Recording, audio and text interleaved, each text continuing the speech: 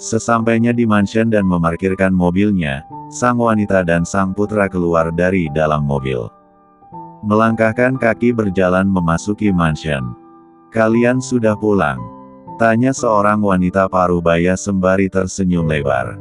"Yes, Grandmom," jawab Adriano. "Gantilah pakaianmu," ucap sang wanita. "Oke Mom," ucap sang putra. Sembari bergegas berjalan menuju anak tangga. "Apakah besok kamu jadi berangkat ke Indonesia?" tanya wanita parubaya tersebut. "Jadi Mom," jawab wanita tersebut. Sembari tersenyum kecil. "Berhati-hatilah nak," ucap wanita parubaya itu. "Aku akan baik-baik saja di sana Mom," ucap sang wanita. "Clara pasti baik-baik saja Mom, jangan khawatir," ucap sebuah suara bariton. Kedua wanita beda usia itu pun memalingkan wajahnya, kedua netranya memandang seorang pria parubaya berjalan mendekat pada mereka. "Dad," ucap wanita cantik dan wanita parubaya bersamaan. Wanita cantik yang memiliki putra berusia 9 tahun itu adalah Clara.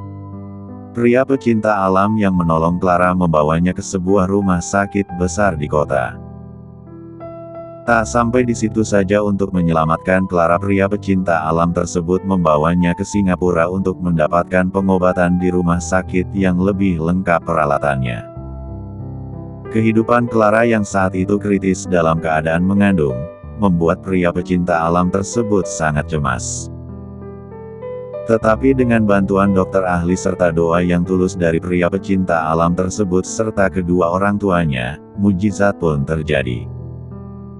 Clara dapat melewati masa kritisnya dan dapat melahirkan bayi dalam kandungannya melalui operasi caesar. Pria pecinta alam itu bernama Alexandro Graham, seorang pria blasteran berusia 30 tahun, putra dari seorang pengusaha bernama Aldonis Graham dan Eleana. Rasa iba dan kasihan pada Clara dan mengingatkan mereka pada putri mereka yang telah lama meninggal, membuat Aldonis dan Eleana mengangkatnya menjadi putri mereka. "Kak Sandro kali ini mendaki kemana Mom?" tanya Clara. "Entahlah, Mommy juga tidak tahu. Entah hutan mana lagi yang dijelajahinya," jawab Eleana. Sembari menggelengkan kepalanya. "Biarkan saja dia, yang penting dia tidak melupakan tanggung jawabnya di perusahaan," ucap Aldonis. "Semoga saja ada wanita yang mau menikahi pria petualangan seperti dia dan mengkerangkeng kedua kakinya agar tidak berkelana lagi," ucap Aldonis. "Semoga kau tidak mengikuti jejak kakakmu itu," ucap Aldonis. "Mana mungkin aku mengikutinya. Hutan sangat mengerikan bagiku," ucap Clara. Ingatannya melayang pada peristiwa di mana dia terjatuh dari tebing yang sangat tinggi. "Tuhan menolongku saat itu sehingga tubuhku dan bayi dalam kandunganku tidak hancur berkeping-keping dan mengirimkan Kak Sandro untuk menolongku," ucap Clara dengan nada sendu. "Jangan diingat lagi nak," ucap Aldonis.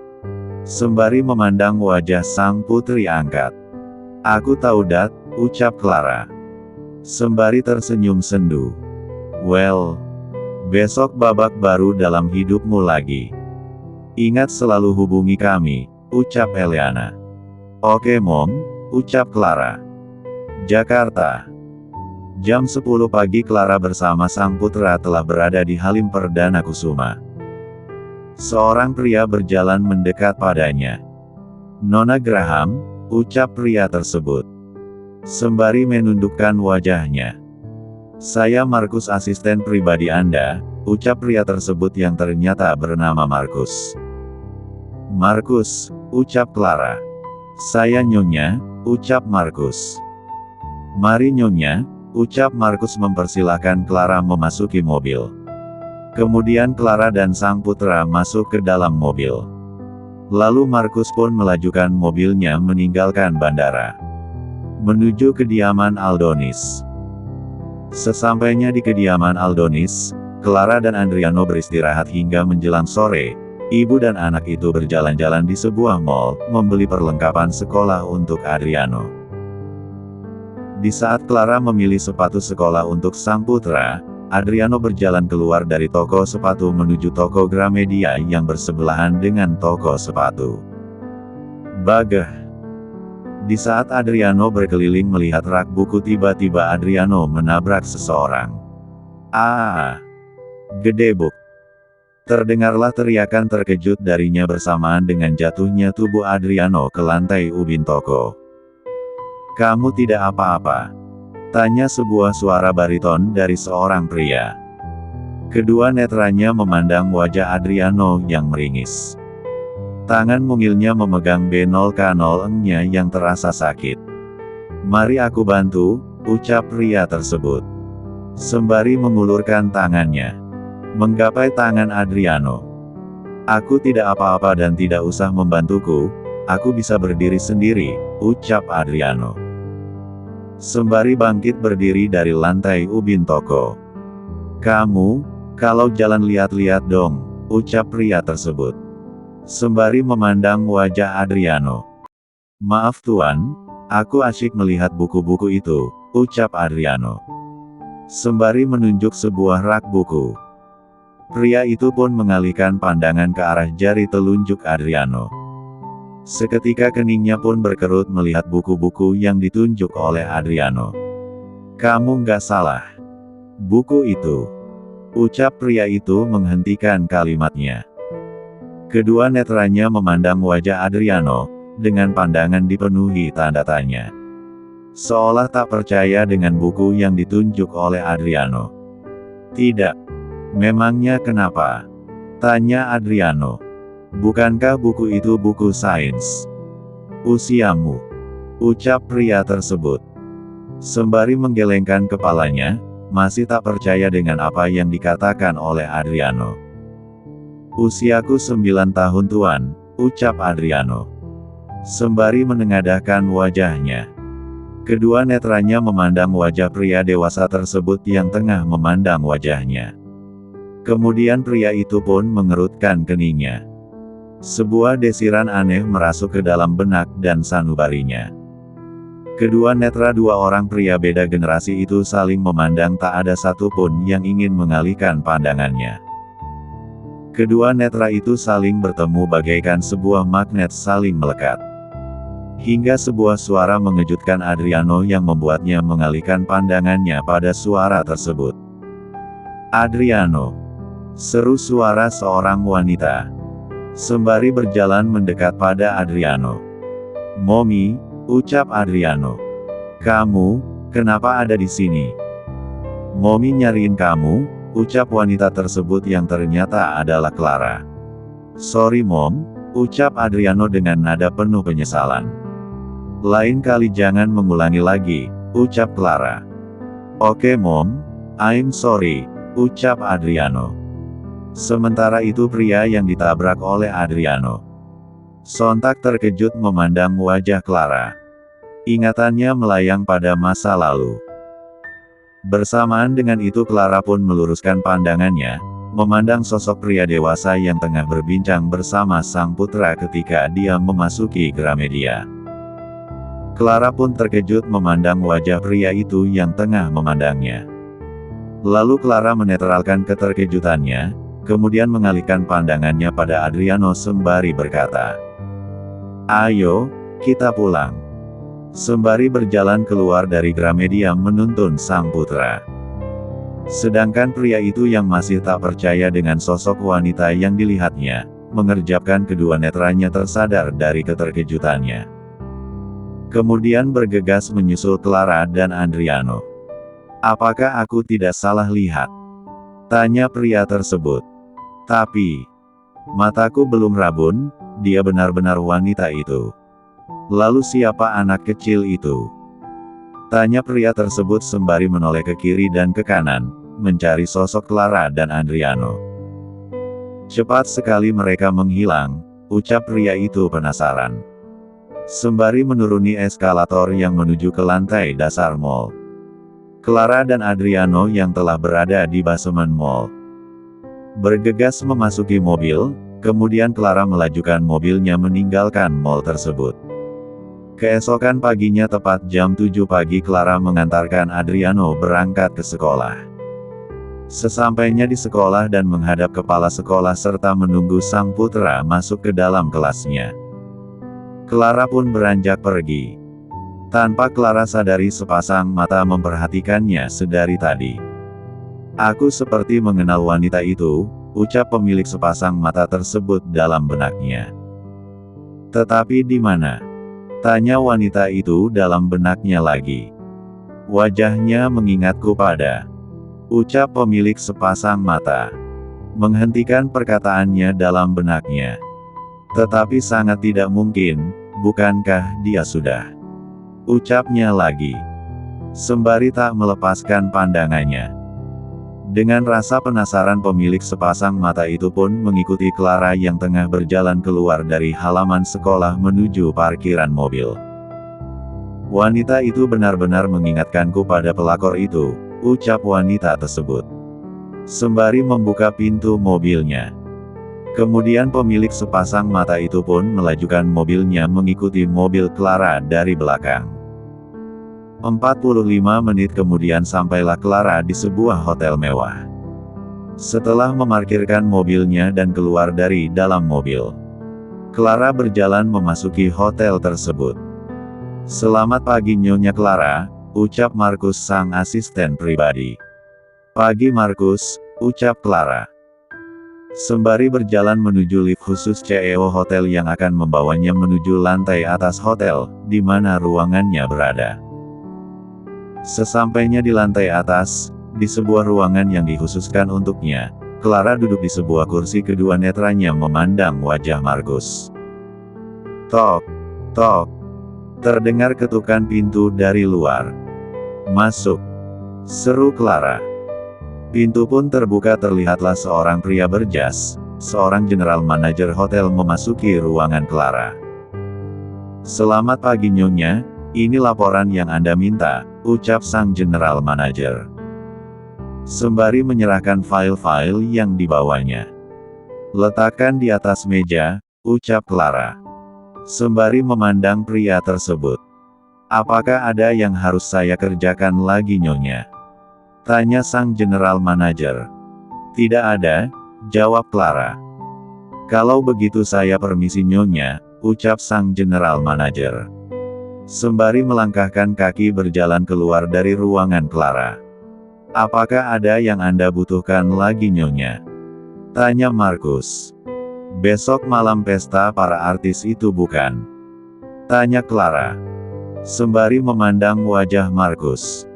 "Benar Nyonya," jawab Markus. "Saya akan menjemput Anda jam 7 malam, ucap Markus. "Apakah kamu sudah mendapatkan informasi yang aku minta?" tanya Clara. "Belum Nyonya, tetapi secepatnya saya pasti mendapatkan semua informasi itu," jawab Markus dengan nada tegas. "Aku masih ingat ketiga pria brengsek itu," ucap Clara, sembari memejamkan kedua netranya. Ingatannya melayang pada 3 orang pria di malam naas itu. "Nyonya, saya berjanji akan menemukan mereka untuk Anda," ucap Markus. Kedua netranya memandang wajah Clara yang tengah memejamkan kedua netranya. Sejak Markus mengetahui masa lalu Clara dari Aldonis dan Alexandro, atasan sekaligus sahabat Alexandro itu, merasa sangat iba pada Clara. Sehingga ketika Clara memintanya untuk mencari pelaku penculikan dan terjatuhnya dia dari tebing kurang, dengan senang hati Markus membantu Clara untuk mencari informasi pelakunya. "Apakah Kak Sandro menghubungimu?" tanya Clara, sembari membuka kedua netranya. "Kamu sahabat kakakku jadi tidak usah bersikap formal seperti itu," ucap Clara. "Kakak Anda tidak pernah menghubungiku sejak 3 bulan yang lalu," ucap Markus. "Baiklah, saya tidak akan bersikap formal." "Jika Anda tidak bersikap formal pada saya Nyonya," ucap Markus, sembari tersenyum kecil. "Baiklah Deal," ucap Clara, sembari tersenyum lebar. "Minggu depan aku akan mengunjungi kedua orang tuaku di kampung. Aku yakin mereka telah menanti kedatanganku," ucap Clara. Baiklah, aku akan mengantarmu, ucap Markus. Sembari tersenyum. Well, sekarang aku akan keluar dan membiarkanmu bekerja, ucap Markus. Terima kasih Markus, ucap Clara. Sama-sama Nyonya, ucap Markus. Sembari tersenyum. Kau, ucap Clara. Well, sepertinya sudah ada yang akrab nih, ucap sebuah suara. Mendengar suara tersebut Clara dan Markus menoleh ke arah pintu di mana seorang pria tampan tengah berdiri sembari tersenyum lebar memandang Clara dan Markus. Ini dia buronan Tuan Aldonis dan Nyonya Eleana, ucap Markus. Sembari tertawa.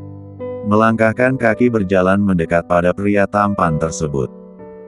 Alexandro Graham, ucap Markus sembari bertos ria. Kedua pria tampan itu pun saling berpelukan. Sementara itu Clara bangkit dari kursinya berjalan menghampiri sang kakak angkat penyelamat hidupnya. Akhirnya pulang juga kamu Kak Sandro, ucap Clara. Kau pikir kakakmu ini tidak akan pulang hah? Ucap pria tampan tersebut. Sembari melepaskan pelukannya dari sang sahabat yang ternyata Alexandro Graham. 3 bulan tidak bertemu adikku ini semakin cantik saja, ucap Alexandro Graham. Sembari memeluk sang adik angkat. Kakak bisa saja, ucap Clara. Sembari merenggangkan pelukannya. Apakah kakak sudah menemui Dedi dan Momi? Tanya Clara. Belum, jawab Sandro. Sembari melangkahkan kaki berjalan menuju sofa dan mendudukkan tubuhnya di atas sofa single tang berada di ruangan Clara. Aku hanya menelpon mereka dan ketika mereka mengatakan kamu ke Indonesia, aku langsung terbang ke sini, ucap Alexandro. Kenapa? Tanya Clara. Sembari berjalan mengikuti sang kakak angkat dan mendudukkan tubuhnya di atas sofa. Kedua netranya memandang wajah Alexandro dengan pandangan yang dipenuhi tanda tanya. Tidak kenapa-kenapa, aku hanya merindukan keponakanku yang gantengnya nggak ketulungan, jawab Alexandro. Kualat kamu Dro, ucap Markus. Sembari mendudukkan tubuhnya di atas sofa. Seperti kamu tidak kualat saja, ketus Alexandro. Terdengarlah kekehan dari kedua pria tampan tersebut. Sementara itu wanita yang mengikuti Clara, diam termangu ketika melihat mobil Clara memasuki hotel mewah tersebut. Sepertinya bukan, ucap wanita tersebut. Tidak mungkin wanita itu masuk ke sini dan mobilnya pun sangat mewah, ucap wanita itu lagi. Bukankah ini hotel yang akan digunakan untuk peresmian film baruku? Tanya wanita tersebut. Acaranya besok malam, aku sudah harus bersiap-siap, ucap wanita itu lagi. Sembari melajukan mobilnya dengan kecepatan tinggi menuju mansionnya. Wanita itu adalah Tasha, istri dari Adam Sinclair sejak Pers mengetahui statusnya yang telah memiliki suami seorang pengusaha sukses dan ternama. Karir kemodelannya bukannya merosot tetapi semakin gemilang, banyak agensi yang menawarkannya menjadi modelnya, hanya untuk mencari muka dari Adam Sinclair. Kegemilangannya semakin bertambah ketika Clara mulai merambah ke dunia akting. Waktu pun terus berlalu. Keesokan harinya jam 8 malam Clara dan Alexandro serta Markus telah berada di hotel, duduk di sebuah kursi depan sebagai tamu kehormatan. Alexandro sengaja datang terlambat karena dia sangat tidak menyukai pesta. Bagi dirinya sebuah pesta hanya membuang-buang waktu. Clara yang terlihat sangat cantik dengan gaun hitam yang melekat di tubuhnya, wajahnya yang dirias dengan makeup flawless, rambutnya yang panjang ditata rapi dan ujung-ujung rambut yang dibuat Charlie, sepasang anting berlian kecil tersemat di telinganya dan kalung berlian di lehernya yang jenjang menambah kecantikan Clara semakin bersinar. Sejak dulu aku sangat tidak menyukai pesta seperti ini, ucap Clara. Jika tidak mewakili Dedi, aku tidak ingin datang, ucap Clara. Apalagi aku, ucap Alexandro. Lebih baik aku melihat, binatang buas di hutan daripada melihat mereka yang bermuka palsu dan munafik, ucap Alexandro. Sembari tersenyum sinis. Kau masih saja sama seperti dulu, ucap Markus. Apakah kau menyukai pesta seperti ini? Tanya Alexandro. Tanpa memperdulikan suara MC. Tidak, ucap Markus. Kita sama, mengapa kau mengatakan padaku bahwa aku tidak berubah? Tanya Alexandro. Sudah diam, kalian membuat para tamu merasa terganggu, ucap Clara. Biarkan saja mereka, ucap Alexandro tak peduli. Setidaknya jangan berisik, ucap Clara. Sembari memandang MC yang tengah berada di atas panggung. Apa menariknya artis seperti dia? Tanya Alexandro, kedua netranya memandang Tasya yang tengah berjalan berlenggak-lenggok di atas panggung bersama sang produser. Senyumnya itu penuh dengan tipuan, ucap Alexandro. Bagaimana kalau kita keluar saja dari sini, ucap Alexandro. Sembari menaik turunkan kedua alisnya. Sepertinya ide yang sangat bagus, ucap Markus. Ayo, ucap Alexandro. Sembari bangkit dari kursinya, telapak tangannya meraih tangan Clara dan menariknya agar mengikutinya. Tanpa mereka sadari seorang pria tampan memandang sosok Clara dan juga Alexandro. Yang tengah memegang tangannya. Bukankah wanita itu yang berada di Gramedia? Tanya pria itu. Sembari bangkit dari kursi yang didudukinya. Melangkahkan kaki berjalan keluar menyusul Clara dan Alexandro. Sementara itu Tasya yang berada di atas panggung bersama sang produser, melihat pria tersebut yang tengah berjalan keluar, kedua ekor matanya melirik pria tersebut dengan penuh rasa penasaran. Mau kemana dia? Tanya Clara dalam benaknya. Pria tersebut adalah Adam Sinclair. Clara dan Alexandro serta Markus yang telah berada di restoran hotel, duduk di sebuah kursi sembari menunggu pesanan kopi mereka. Artis itu istri si Adam Sinclair bukan? Tanya Alexandro. Benar, jawab Clara. Kenapa kakak bertanya seperti itu? Tanya Clara. Sembari memandang wajah sang kakak angkat. Tidak apa-apa, semoga saja dia tidak mengganggumu lagi, ucap Alexandro. Biarkan saja kak, dulu aku seorang housekeeper yang bisa dihina dan dihujat olehnya. Tetapi sekarang aku bukan Clara yang dulu lagi yang akan menerima hinaan dia. Ucap Clara. Ingatannya melayang pada masa lalu di mana dia jambak dan dihujat sebagai pelakor. Semoga saja. Setahuku wanita seperti dia memiliki banyak topeng, ucap Alexandro. Sandro benar, ucap Markus yang sedari tadi diam. Tanpa mereka sadari sedari tadi Adam Sinclair menguping pembicaraan mereka tak jauh dari tempat duduk mereka. Apa aku tidak salah dengar? Tanya Adam Sinclair yang mendengar sayup-sayup pembicaraan Clara dan Alexandro. Clara? Tanya Adam Sinclair dalam benaknya. Ingatannya melayang pada seorang wanita yang pernah dipaksa untuk melayaninya di sebuah penthouse hotel mewah tempatnya menginap. Aku harus mencari tahu kebenarannya, ucap Adam Sinclair. Sembari bangkit dari kursi yang didudukinya.